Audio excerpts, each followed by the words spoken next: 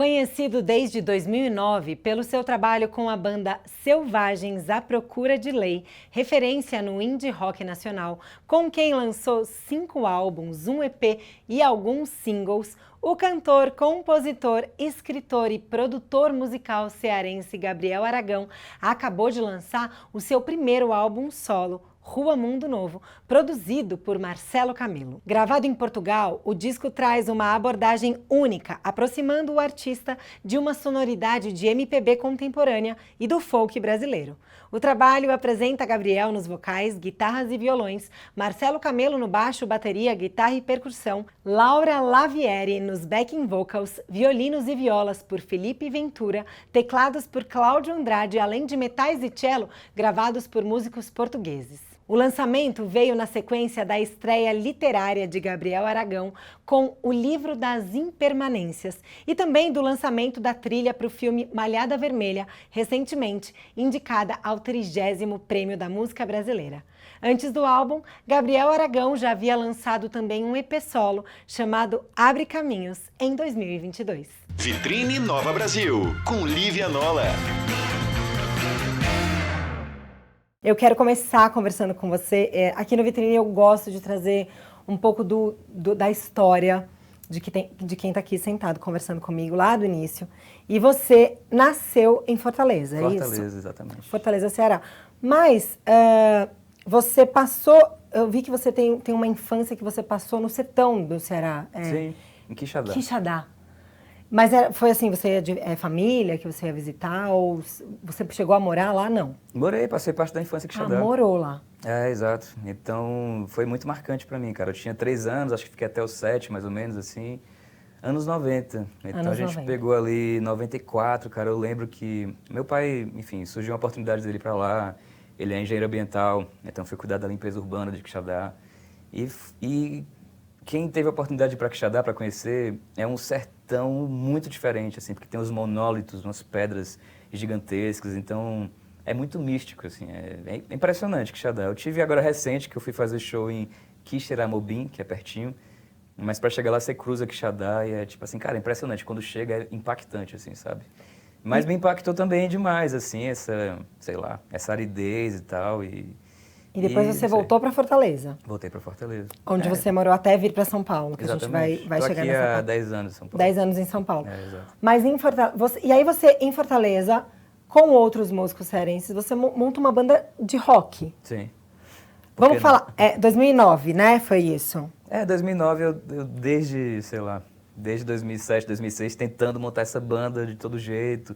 Tinha essa ideia maluca de que eu queria ter uma banda com o nome Selvagens à Procura de Lei. Então, tipo, cara, todo mundo queria mudar o nome dessa banda. Não, é muito forte, Selvagens à Procura de Lei. E vocês, os Selvagens, eu vi que você falou que antes era só Selvagens, que tinha uma inspiração ali de Legião. Exato. Eu cheguei nesse nome Selvagens, que eu gostava muito de... essas bandas anos 60, Os Mutantes. Sim, é forte, né? Exato, mas já tinha os Selvagens, acho que já é uma banda anos 60 daqui do Brasil também. Então tinha que ter um sobrenome, né? Paralama de Sucesso, Engenheiros do Havaí, sei lá, esse tipo de coisa. E vocês, quando vocês se reuniram, o que você escutava nessa infância em Fortaleza? Você escutava muito rock and roll? Você escutava mais a música regional? Tinha uma cena de rock lá? Eu acho o Ceará muito rock and roll, assim. Então, pra mim, assim, eu ouvi Belchior, ouvi os primeiros do Fagner também, o pessoal do Ceará todo, né? Dinardo, Roger Rogério. Eu acho super rock, assim, cara. Acho muito... Sei lá, o rock tem... pensando na atitude do rock, eu acho que sobressai além do que ser a música da guitarra distorcida, né? Então, acho que isso por si só já é muito rock and roll. Mas eu peguei muito do meu gosto musical do meu pai, assim. Os meus pais não tocam nada, não cantam, assim. Mas me deram, cara, todo o meu gosto musical, assim, impressionante. Então, quando era criança, eu escutava muito Beatles, tipo assim, heróis da infância, Beatles. Meu pai é louco por Clube da Esquina, fora todos esses artistas do Ceará. Mas meu pai é maluco por Pink Floyd também. Eu achava que Pink Floyd era trilha sonora para o pai contar a história de terror pro filho, assim, o helicóptero passando, muito cinematográfico, né, Pink Floyd e tal. Então, eu cresci ouvindo essas coisas lá e quando eu me vi querendo escrever canções, do outro lado, minha mãe me incentivou muito a tocar, então a gente sempre fez aula de coral, de piano clássico, essas coisas, né? Tinha um conservatório Alberto Nepomuceno em Fortaleza. Mas não foi isso que me fez querer ser compositor, né? Então eu comecei escrevendo, na verdade, eu gostava muito de fazer poesia já, mas dependia dos outros para poder tocar violão e compor, né? Rapaz, eu vou aprender a tocar esse violão, assim, com 17 anos que eu fui pegar um violão e tal. E descobri, ao querer começar a aprender a tocar violão, que eu tinha uma bagagem massa, assim, de referências boas, tipo, eu sabia todos os discos dos Beatles, eu sabia as músicas de cada disco, muito bitomaníaco, assim. E agora, esse ano, junho, né, você lançou o seu primeiro álbum Finalmente. solo, Rua Mundo Novo. É. Ele tem 11 faixas e foi produzido pelo Camelo, pelo Marcelo Camelo. Isso. Você foi para Portugal, acabou de contar, para gravar. Primeiro, como é que aconteceu esse encontro com o Camelo? Vocês já tinham trabalhado juntos? Não. Cara, eu sou muito teimoso, né? Tipo, desde querer ter uma banda Selvagens à Procura de Lei, né? Mas durante a pandemia, depois que já estava com o livro mais encaminhado, ainda em 2020, assim. Porque depois que você escreve o livro, fica muito correção ortográfica e muitas coisas, né? Mas aí beleza, pô, vou voltar a compor e tal. E um disco que eu não ouvi na época, mas que me salvou muito, assim, na pandemia, várias coisas me salvaram, mas a Cláudia adorava, ouvia muito, assim, foi o Toque Dela, que é o segundo disco do Marcelo, né? E eu fiquei ouvindo aquilo assim, adoro ficha técnica, ver quem gravou o quê e tal. Eu também. Nossa, aprendo muito com isso. E aí, cara, vi que o Marcelo gravou muita coisa, produzido por ele, eu acho que é ele, velho. Mas como chegar até ele, né? O Paul Ralph se conhecia, ao redor, né? Você está sempre a uma pessoa de distância dos outros, né? E aí foi com o Fernando Sanches, na verdade, lá do estúdio do El Rocha, maravilhoso. Até gravei parte do disco lá também. E aí, cara, Vou falar, você vai? Você quer? Tem uma pessoa gritando. E é um estúdio que tem acústico, mas... E esse moço, ele grita, né? Tá empolgado. A gente pode começar de onde parou? Pode. Você pode começar de que você estava falando, quem te apresentou, né? Pronto, exato. A gente volta daí. Massa. Vamos lá? Pode ir. E aí, a gente tá sempre a uma pessoa de distância dos outros e tal, e eu na minha teimosia, pô, beleza, fixei nessa ideia, assim. E através do Fernando Sanches, que tem o estúdio do El Rocha e tal, eu falei com ele, pô, bicho, acho que é o Marcelo. E aí ele fez a ponte e um belo dia, 2020 e tal, o Marcelo me liga, número desconhecido e tal, caraca, a gente fica 40 minutos no telefone. E, tipo assim, maravilhoso, cara, adorei, tipo, essa primeira conversa com ele já foi demais, o Marcelo é muito gentil, assim. E já foi conversar comigo, já tinha visto o disco ao vivo do Selvagem, as imagens, e cheio de substância para conversar. Achei maravilhoso. E ele lá de Portugal? Lá de Portugal. Acho que ele estava no Brasil na época, alguma coisa assim. Mas, enfim, a gente ficou nessa, de tentar viabilizar esse disco com editais e tal, e coisas que não rolaram até que, pô, Marcelo, vamos fazer de qualquer jeito. E em janeiro de 2022 eu fui para lá. Consegui muitos apoios, assim, para gravar, edital do governo do estado do Ceará, que se chama Mecenas, me ajudou muito. Que importante, né? Muito importante esses editais. Mas fora isso, outras várias...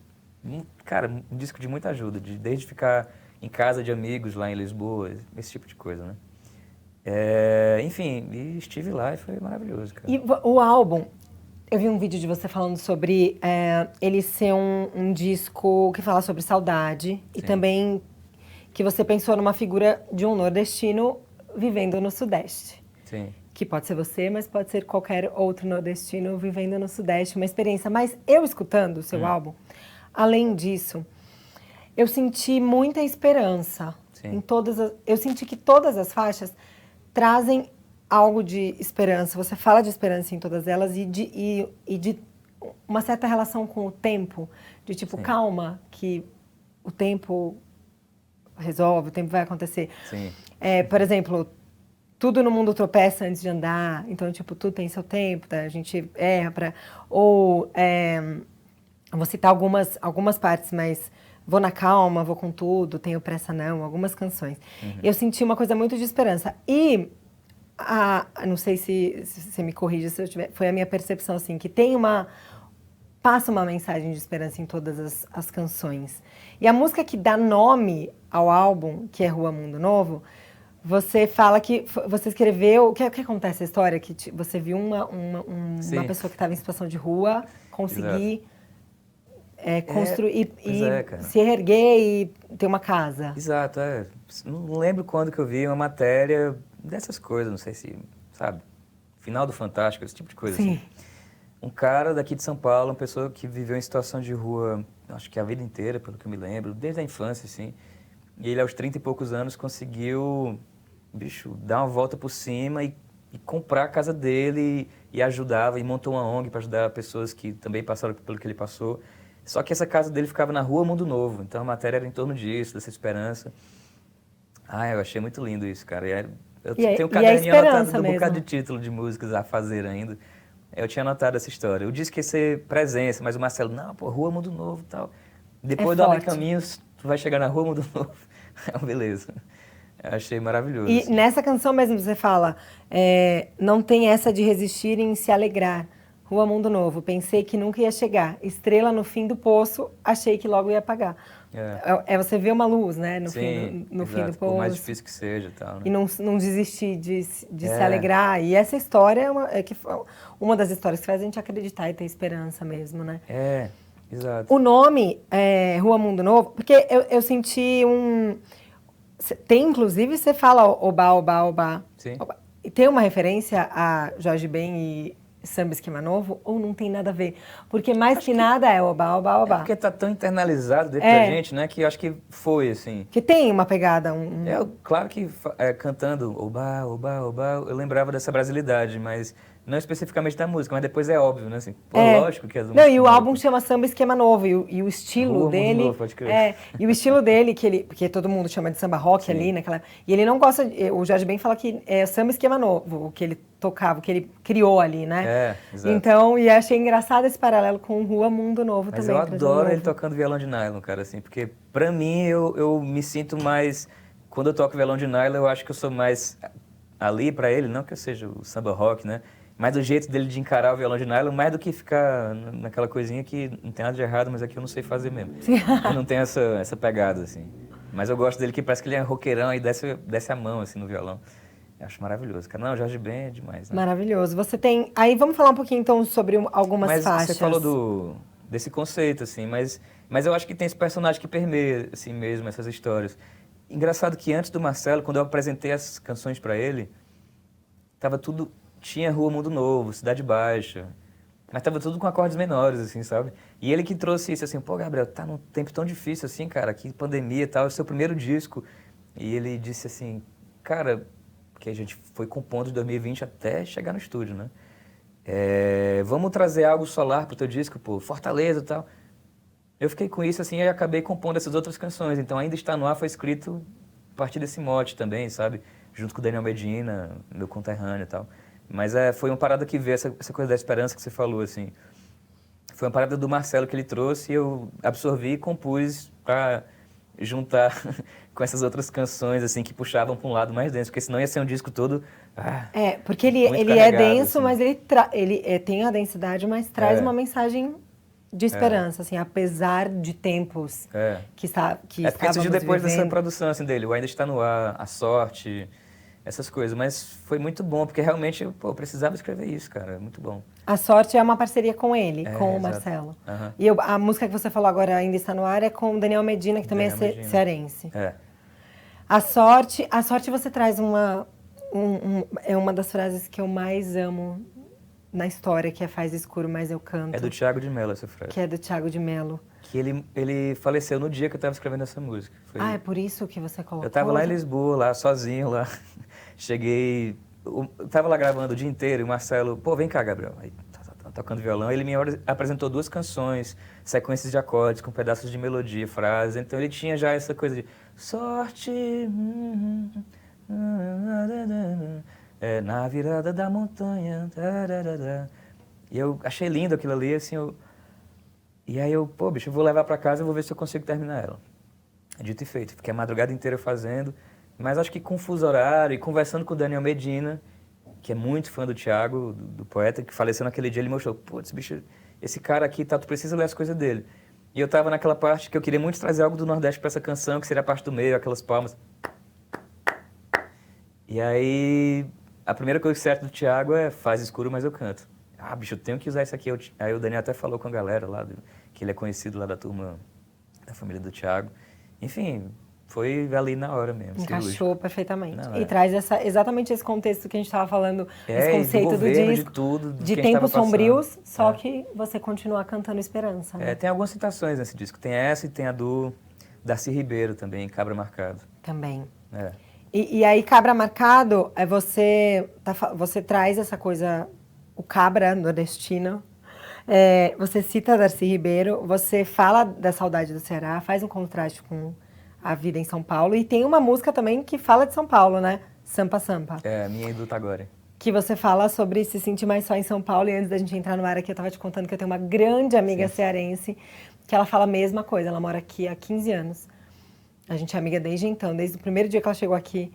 E ela fala essa coisa de São Paulo, por mais que a gente tenha tantas possibilidades de se encontrar, as pessoas não se encontram tanto e ela se sente mais só aqui.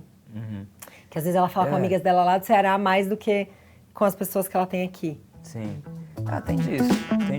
Mas não sei, essa música foi minha do Tagore, né? Partiu do Tagore a ideia e tal. E ele que cantava, ele já trouxe essa coisa do eu me sinto mais só, ele tem um vozeirão lindo assim. E ele, pernambucano, cearense, todo mundo no Nordeste com essa mesma percepção, né?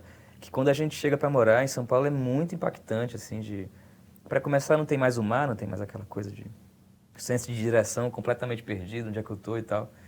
Mas essa sensação de estar sozinho numa multidão, a sensação de você estar num desses grandes estações de metrô de São Paulo, uma Barra Funda, assim. É doido isso, né, bicho? E você andando, esbarrando em todo mundo. Todo mundo apressado. A gente, o Selvagem, morava ali perto, pegava sempre esse metrô quando a gente morava junto. E, caraca, bicho, eu não consigo andar aqui sem esbarrar em ninguém. Até que a gente...